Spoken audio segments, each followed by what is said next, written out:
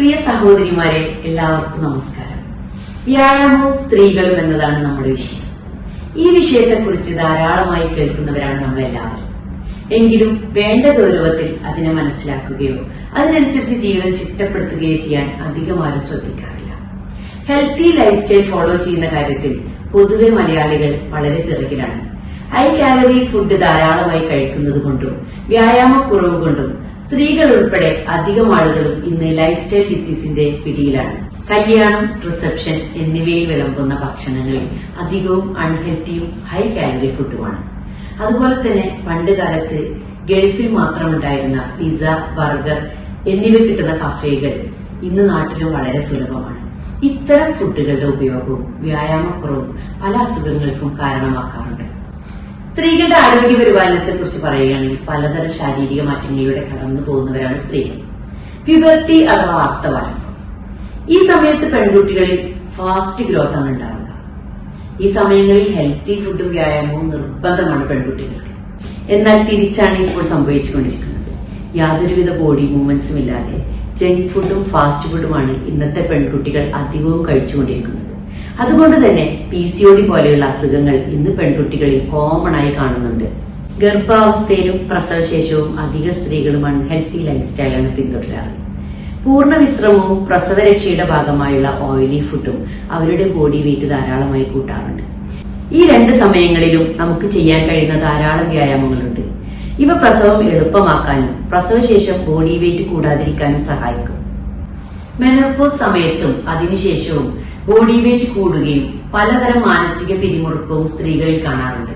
ചിട്ടയായ വ്യായാമത്തിലൂടെയും ബ്രീത്തിങ് എക്സസൈസിലൂടെയും ഇതിന് നല്ല ചേഞ്ച് കാണാറുണ്ട്. സാധാരണയായി എല്ലാവരും പറയാറുണ്ട്, സ്ത്രീകൾ എന്തിനാ വ്യായാമം ചെയ്യുന്നത്, വീട്ടിലെ ജോലി തന്നെ ചെയ്താൽ മതിയല്ലോ എന്നൊക്കെ. എന്നാൽ വീട്ടിലെ ജോലികൾ ഒരിക്കലും വ്യായാമമാവുന്നില്ല. അതിന് വ്യായാമത്തിന്റെ ഒരു ഗുണവും കിട്ടുന്നുമില്ല. വ്യായാമം എന്നത് വളരെ കോൺസെൻട്രേഷനോട് കൂടി വളരെ ഹാപ്പിയായി എല്ലാ ബോഡി പാർട്സും ജോയിന്റ്സും ഉൾപ്പെടുത്തിക്കൊണ്ട് ചെയ്യുന്നതാണ്. അങ്ങനെ ചെയ്യുമ്പോഴേ മസിൽ സ്ട്രെങ്തനിങ്ങും വ്യായാമത്തിന്റെ മറ്റു ഗുണങ്ങളും കിട്ടുകയുള്ളൂ. വ്യായാമം ചെയ്യുന്നതിലൂടെ വീട്ടുജോലി വരെ എളുപ്പത്തിൽ ചെയ്യാൻ കഴിയും. ബ്രീത്ത് ഇൻ ബ്രീത്ത് ഔട്ട് കൂടി ചെയ്യുന്ന വ്യായാമ മുറകളാണ് യോഗയിലുള്ളത്. അതുകൊണ്ട് തന്നെ യോഗ മറ്റ് വ്യായാമത്തെക്കാൾ മനസ്സിനും ശരീരത്തിനും ഏറ്റവും ഫലപ്രദമാണ്. പല അസുഖങ്ങൾ സുഖപ്പെടുത്തുന്നതിനും മാനസിക ശാരീരിക ഉന്മേഷത്തിനും ഏറ്റവും നല്ലതാണ്. മനസ്സും ശരീരവും തമ്മിൽ നല്ല ബന്ധമുണ്ട്. ആരോഗ്യമുള്ള ശരീരത്തിലെ ആരോഗ്യമുള്ള മനസ്സ് നിലനിൽക്കുകയുള്ളൂ. മൺകലത്തിൽ വെച്ച വെണ്ണ പോലെയാണ് മനസ്സും ശരീരവും. ഒന്നിനേൽക്കുന്ന ചൂട് മറ്റൊന്നിന് ബാധകമാണ്. മനസ്സിലേൽക്കുന്ന പ്രയാസം ശരീരത്തിനെയും ശരീരത്തിലേൽക്കുന്ന പ്രയാസം മനസ്സിനെയും ബാധിക്കും. ശാന്തമായ മനസ്സും ആരോഗ്യമുള്ള ശരീരവും ലഭിക്കണമെങ്കിൽ ചിട്ടയോടെയുള്ള വ്യായാമം നിർബന്ധമാണ്.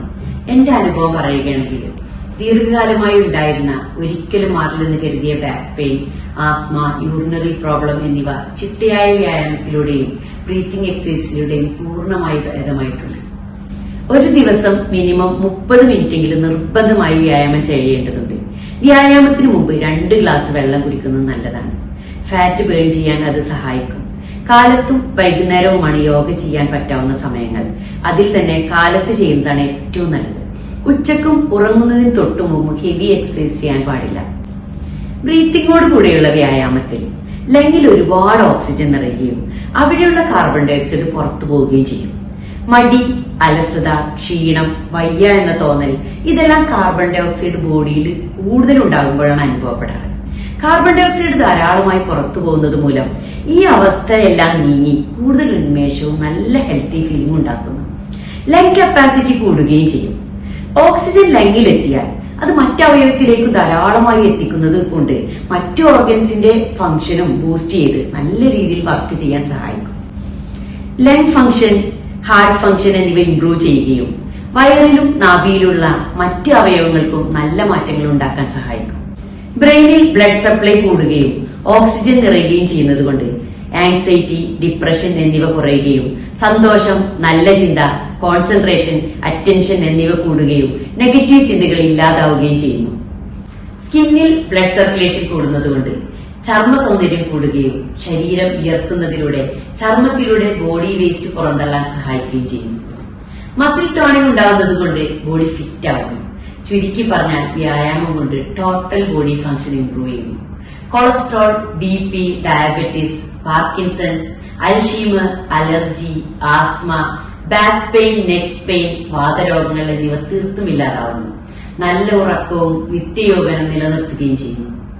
വ്യായാമം ചെയ്യുമ്പോൾ ഒരു warm up phase, exercise phase, cool down phase എന്നിവ നിർബന്ധമാണ്. 21 ദിവസം കണ്ടിന്യൂസ് ആയി എന്ത് കാര്യം ചെയ്താലും അത് റുട്ടീനായി മാറും. വ്യായാമവും അങ്ങനെ ചെയ്താൽ നമുക്ക് ഒഴിവാക്കാൻ പറ്റാത്തതാകും. വ്യായാമം ചെയ്യുന്നതിന് വേണ്ടി പുറത്തു പോകണമെന്നില്ല. അങ്ങനെ വരുമ്പോഴാണ് സ്ത്രീകൾക്ക് പ്രത്യേകിച്ച് മടി വരുന്നത്. വീട്ടിൽ നിന്നുകൊണ്ട് തന്നെ വ്യായാമം ചെയ്യാൻ സാധിക്കും.